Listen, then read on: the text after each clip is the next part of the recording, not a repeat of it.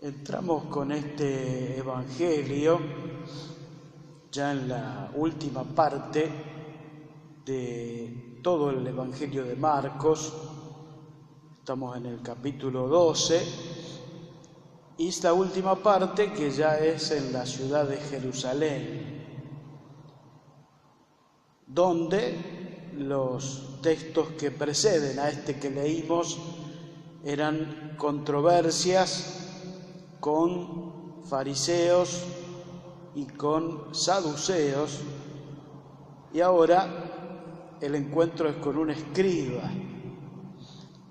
Este texto también está replicado en los evangelios de Mateo y de Lucas. Los textos son paralelos, pero Mateo y Lucas se extienden bastante más, ya que no es tan amigable el diálogo como es aquí en Marcos. Este escriba lo que va a cuestionar inmediatamente que Jesús dice eso, según Lucas y Mateo, le va a decir: ¿y quién es mi prójimo? Es por esto de amar al prójimo como a sí mismo. ¿Y quién es mi prójimo? Y entonces ahí Jesús va a dar otra enseñanza más que no está aquí consignada en Marcos, pero siempre en estos otros dos evangelios está en el sentido de una controversia, personas que le quieren tender una trampa a Jesús porque están buscando de acusarlo. ¿Y de qué acusarlo? Ahora, para entender la respuesta de Jesús y para entender mejor, de acuerdo a los otros textos, cuál es la pregunta que viene a hacerle este hombre a Jesús, es más o menos así: ¿cómo podríamos sintetizar la ley de Dios? Es decir, podemos sintetizar de alguna manera en 2 o 3 palabras qué es lo que tenemos que hacer los israelitas para cumplir con la ley de Dios. Un poco eso sería la síntesis. ¿Por qué viene esta pregunta? Porque los israelitas tenían más de 600 leyes y mandamientos y decretos que tenían que cumplir, 632. Y a veces cuando está ese panorama es que uno no tiene mucha claridad de cuáles son las cosas más importantes. Es como si nosotros nos preguntáramos: ¿y cuáles son las leyes más importantes de nuestra patria? Tenemos que decir más o menos en 2 o 3 palabras cuáles son esas. Y sería casi imposible, porque las leyes son innumerables. Leyes, decretos, constituciones, etcétera, etcétera. Ese es más o menos el sentido de la pregunta que le hacen a Jesús. Y Jesús responde muy simplemente con lo que los israelitas tenían como su oración, así como nosotros tenemos el Padre Nuestro. Los israelitas tenían lo que llamaban la Shema, y tienen actualmente. Rezan varias veces en el día. ¿Y qué es esta oración? Es la oración que leímos en la primera lectura prácticamente. Dice simplemente esto: escucha, Israel, el Señor nuestro Dios es el único Señor. Amarás al Señor tu Dios con todo tu corazón, con toda tu alma, con todas tus fuerzas. Cuando dice Shema, la palabra quiere decir acuérdate. Acuérdate quiénes éramos cuando el Señor nos libera. El Señor que va interviniendo en la historia. Entonces todos los días el buen israelita, realiza esta oración varias veces al día. Es más, los israelitas más observantes llevan en su cuerpo escrita esta oración, de alguna manera.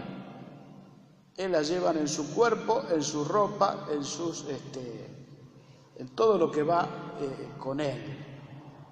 Siempre está presente, porque es el mandamiento más importante. Es decir, aquí estamos ante, quizás la palabra mandamiento es la que nos desorienta a nosotros y nos desconcierta. A nosotros no nos gusta que nadie nos diga lo que tenemos que hacer, y menos que nos manden. Entonces decimos mandamiento, ya entramos.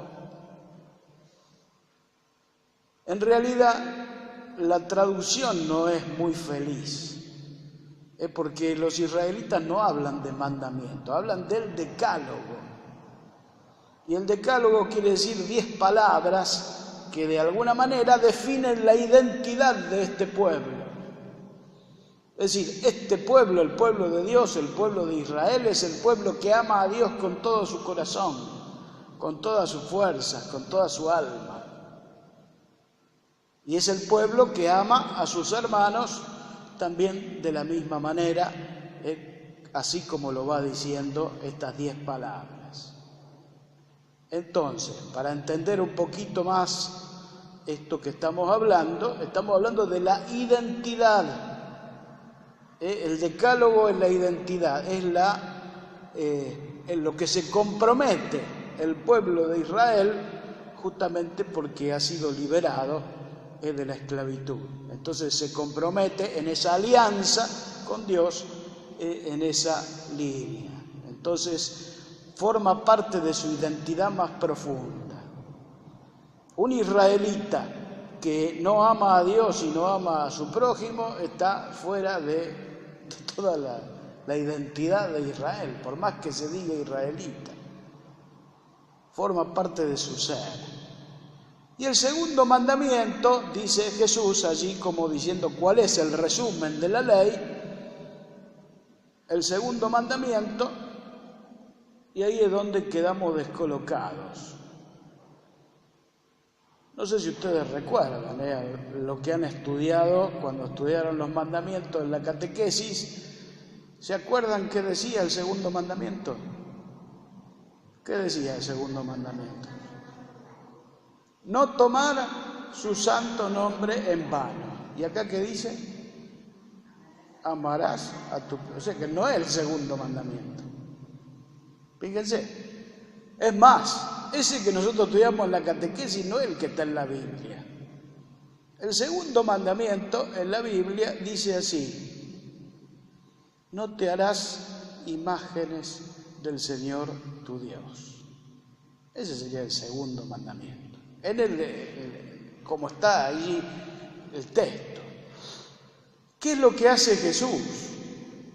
Porque le están pidiendo que diga en 2 palabras cuál es la síntesis de la ley, de lo que Dios ha puesto como alianza a su pueblo. Entonces, si ustedes recuerdan lo que estudiaron allí en la catequesis, los mandamientos son 10. Y Moisés, que es el que recibe los mandamientos allí en la montaña, recibe 2 tablas de la ley donde están los mandamientos. ¿Sí? ¿Recuerdan esto? Bueno, esas 2 tablas de la ley, si uno piensa lógicamente, dice, bueno, en la primera tabla hay 5 mandamientos, en la segunda tabla otros 5. No, craso error. En la primera tabla hay 3 mandamientos. Y en la segunda hay 7. Esto quizás no lo escucharon nunca, pero es así. Cada tabla tiene un sentido. La primera parte, 3 primeros mandamientos, están dirigidos ¿a quién? A Dios. Y los otros 7 a los hermanos, al prójimo. Entonces las tablas de la ley tienen ese sentido. Primera parte, el amor a Dios. Segunda parte, el amor a los hermanos. Por eso Jesús es como que hace una síntesis, le pone un título a cada una de las tablas de la ley. Amor a Dios, amor al prójimo. Esa definición así está escrita en la Escritura, pero no está así como mandamiento. No sé si se entiende lo que dije, o sea que es más o menos, es decir, un resumen de la ley muy posible, muy potable, muy claro, sería amar a Dios, amar al prójimo, como si dijéramos las dos caras de la misma moneda. Por eso, si ustedes recuerdan, primera carta del apóstol San Juan dice: el que dice que ama a Dios, a quien no ve, y no ama a sus hermanos, a quien sí ve, es un mentiroso. Que son las dos caras de la misma moneda. ¿Se entiende? O sea que el amor tiene que estar claramente expresado allí en el trato con los demás. Si amamos a Dios, amamos a los hermanos. No nos engañemos, ahí está la clave. Por eso es tan importante este tema, este mandamiento, y todavía más. El apóstol nos dice en esa misma carta que Dios mismo es amor. No es que Dios tiene amor, Dios es amor, su ser es amor. En definitiva, cuando amamos a los hermanos es porque Dios está en medio nuestro, Dios está en nosotros.